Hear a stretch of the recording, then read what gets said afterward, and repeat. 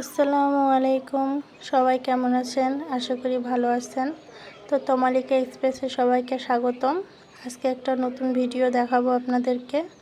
তো বিকেলে বাহিরে এখনও রোদ আছে, তো আমি রেডি হয়ে নিচে নামতেছি, বাসা থেকে বের হইলাম। তো আমরা যাচ্ছি ঘুরতে।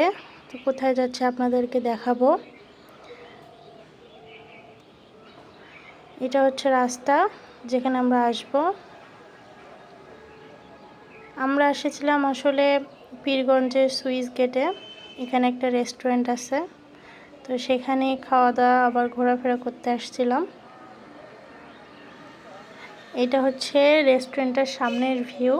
আসলে সুইস গেটটার পাশে রেস্টুরেন্টটা তৈরি করা হয়েছে। তো সুইস গেটে এখন পানি নাই, অল্প পানি। মানুষ ছিপ দিয়ে মাছ ধরতেছে। অনেক মাছ পাচ্ছে কিনা জানি না, পানি যেহেতু কম, মাছ কম থাকায়। এখানে বড়বিলা কফি আড্ডাতে আসছিলাম পীরগঞ্জে। ভিতরে ভিউটা এরকম, বাঁশের খুঁটি, তারপর সিমেন্টের খুঁটির উপরে মাটি থেকে কয়েক ফুট উপরে তৈরি করা হয়েছে। এই জায়গাটা হচ্ছে পুরো একটা বিলের মতো। যখন বর্ষাকাল থাকে পানি থাকে অনেক। এখন অবশ্য শীতকাল, সেজন্য পানি নাই, কিন্তু পুরা মাঠটাতে কচুরিপানা সাদা সাদা ফুলে ভরে আছে। যেহেতু শীতের সময়, চারিপাশে শিশির, এরকম ভেজা অবস্থা। জায়গাটা অবশ্য সুন্দর। যারা পীরগঞ্জের মাঝে আছেন তারা অবশ্যই যাবেন, আর যদি আশেপাশে কেউ থাকেন, যদি যেতে চান তাহলে যেতে পারেন। যেহেতু এটাও মাটি থেকে উঁচুতে, নিচে পানি থাকে সব সময়।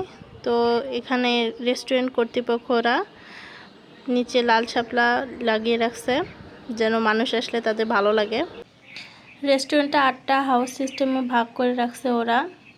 যখন এটার উপর দিয়ে যাতায়াত করা হয় তখন পুরো রেস্টুরেন্টটাই কাঁপে, মনে হচ্ছে যে ভূমিকম্প আসছে। তো আমরা বসেছিলাম, তখন যাতায়াত করতেছে, তখন কাঁপতেছে। আমরা রেস্টুরেন্টে কিছু খাবার অর্ডার করছিলাম। তো খাবারগুলা অবশ্য ভালো ছিল। প্রথমে আমরা অর্ডার করছিলাম 2টা চিকেন ফ্রাই। এরপর আমরা অর্ডার করছিলাম fried rice with chicken fry and salad. এই 2টা ডিশই আমাদের অনেক ভালো লাগছে। এরপর আমরা 1 প্লেট ফুচকা অর্ডার করি। ফুচকাটা আমার কাছে অতটা ভালো লাগে নাই। যদি আপনারা কেউ খেতে চান তাহলে খেতে পারেন। এরপর 1 কাপ কফি অর্ডার করছিলাম। কফির মগটা অনেক সুন্দর। কফিটা খাওয়ার পর আমরা রেস্টুরেন্ট থেকে বের হয়ে আসলাম। এটা রাতে বাহিরের দৃশ্যটা, মানে ভেতরে ঢোকার। রাতের বেলাটা অনেক সুন্দর লাগে যেহেতু আলো জ্বলে। তো আপনারা যারা আসতে চান এই রেস্টুরেন্টে অবশ্যই আসবেন। তো আজকে এই পর্যন্ত। সকলে ভালো থাকবেন, আমাদের জন্য দোয়া করবেন। আল্লাহ হাফেজ।